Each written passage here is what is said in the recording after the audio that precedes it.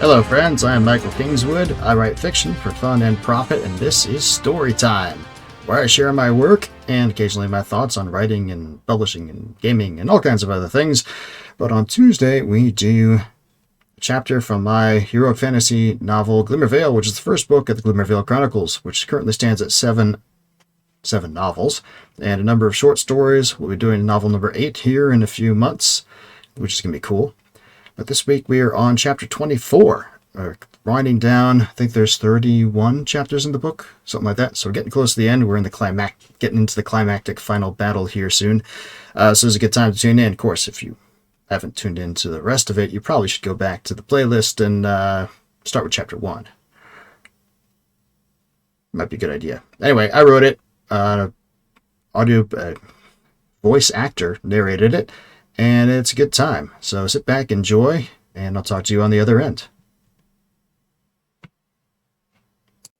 Chapter 25.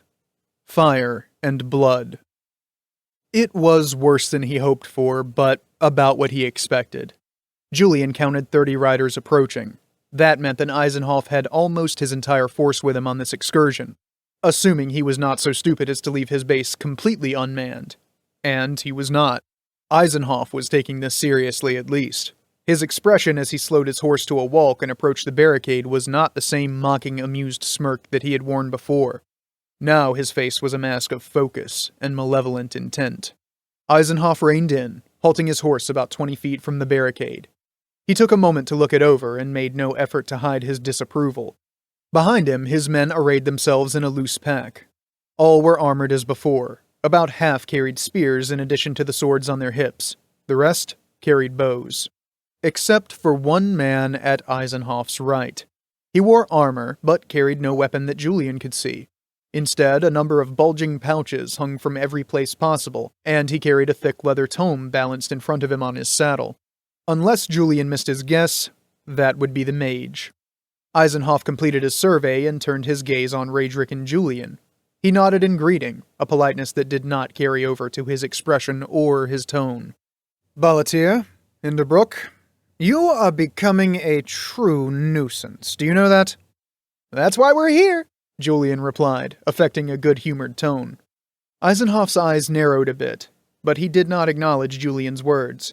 Instead, addressing Raedric, he said, "I have been more than patient. I gave you a chance, yet you continue to provoke me. Why?" Raedric shrugged and replied, "That's why we're here." He leaned forward and rested his forearms against the top of the barricade. "This town is closed to you, Theobald. You'll not get the money you want, so why don't you just go somewhere else? Somewhere with duller teeth."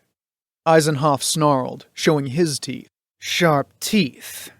Is that what you think you have with 5 men to defend your little wall?" Shaking his head, he went on.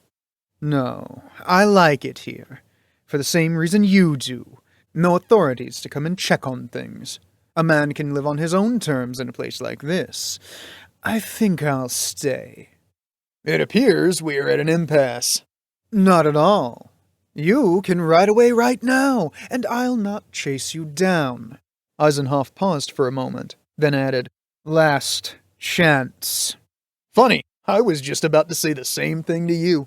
Eisenhoff shook his head with a smirk, then turned away and rode back to his men. "Any second now," Julian said.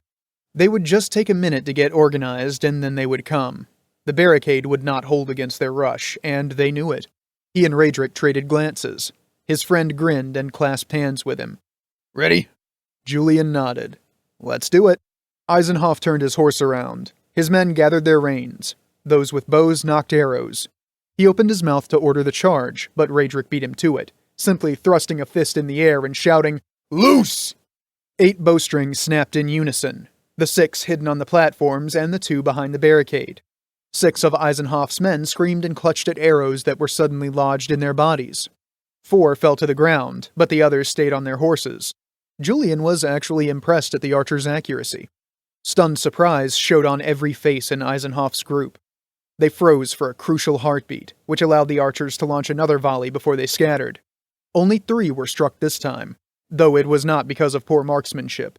2 separate arrows flew toward the mage. Both rebounded before striking him, as though they had struck a solid object.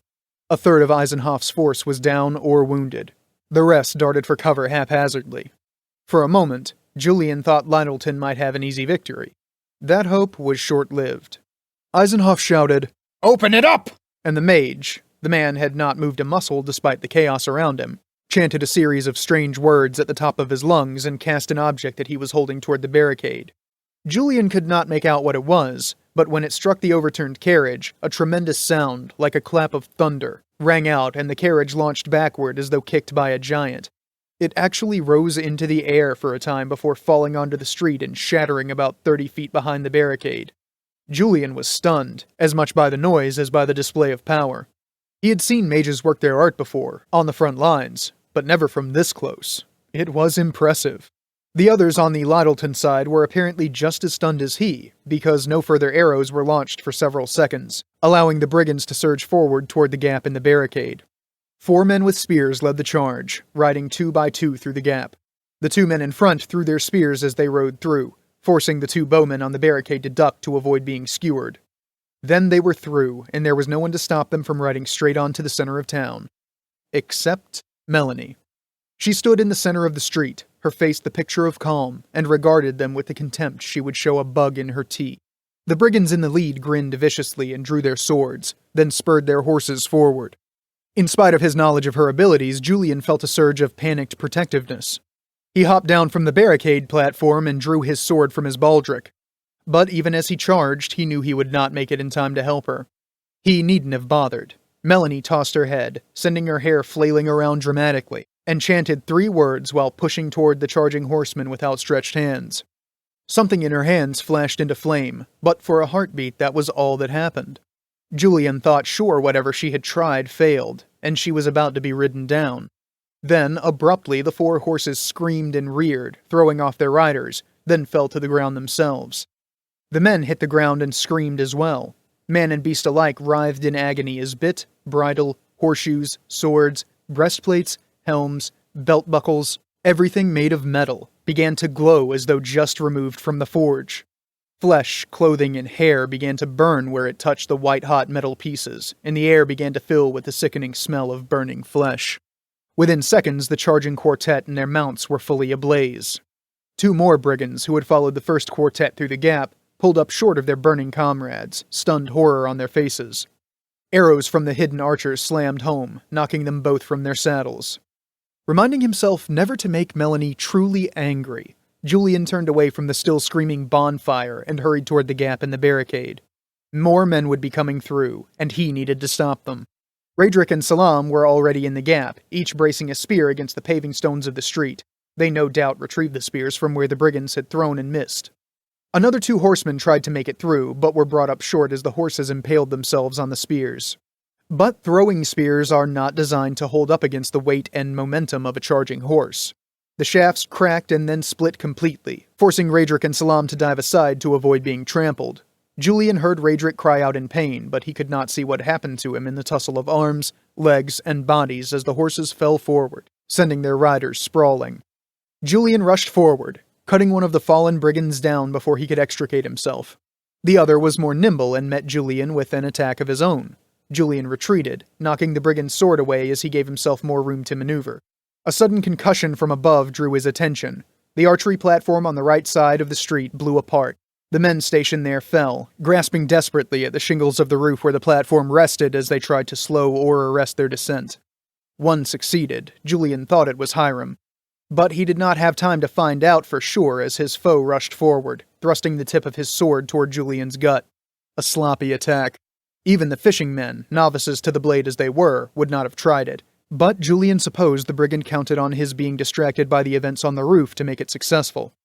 Unfortunately for him, Julian sidestepped the thrust with ease and brought his blade down onto the back of the hapless man's neck.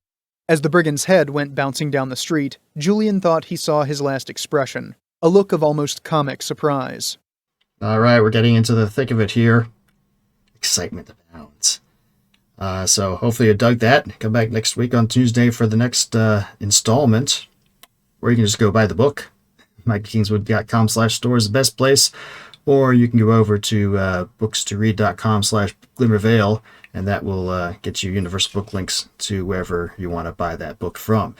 Now, that said, I got a new novel coming out. It's this one over my shoulder here. It's releasing on 30th of June. It's a military sci-fi book, so a little different from what this is. But you're going to like it. Well, because I wrote it. And because I'm drawing on my 20 years of naval experience to make it true to naval culture, tradition, and awesomeness. So, I'm going to play a little promotion video that I made for it. And give you the links where you can check out a pre-order and check out the first chapter, which is posted over on Substack.